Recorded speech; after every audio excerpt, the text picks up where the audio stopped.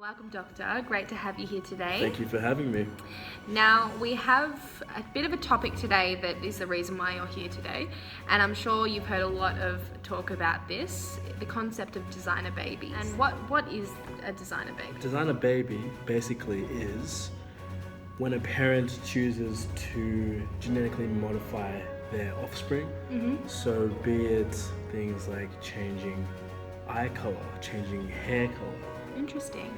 And how much can you change? What's the extent of this You practice? can change their intelligence, that's even something that's possible. Even down to changing the potential of their metabolism, Okay. emotional traits, things like memory. It can be possible in the future. But not as right now. Not as right now. Right now, we are focusing on changing gender. Okay. And eventually we'll build up to these newer things. Interesting. That's amazing. And how is this done? How is this procedure done? Well, there are a few ways depending on the trait that you want to edit, the gene that you want to edit. Okay. And one technology that we have developed at the moment is CRISPR, which is clustered regularly interspaced short palindromic repeats. Wow, that's a tongue twister. It is a tongue twister. That's why we call it CRISPR. Okay. It's quite easy to do, and actually any molecular biologist or geneticist with basic knowledge in their field is able to do this procedure. Interesting.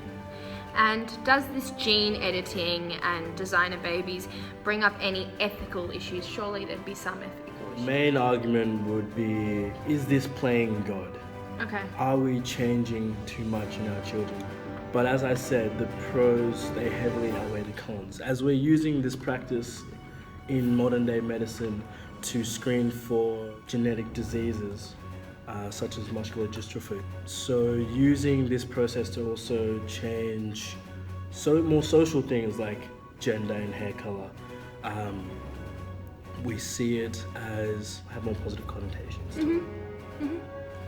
It does seem like quite a controversial topic, but a very interesting topic as that.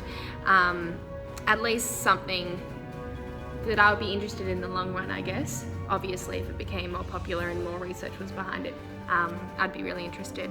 And that brings me to my final question, which is surely such a amazing procedure and something that obviously has a lot of pros would cost a fortune. How much does it cost? Well, for the IVF treatment, which is on the sort of on the path to these designer babies, we're looking at maybe 20,000, around 20,000 for these procedures.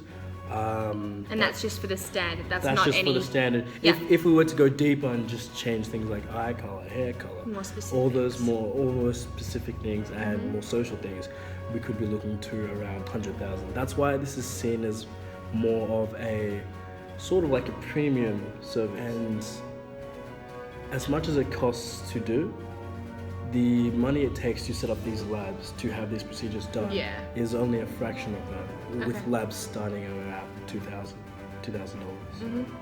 So there's a real market here in Australia for it. Perfect. Well, thank you so much for coming in, and good luck on all of your studies and research. Thank you for having me.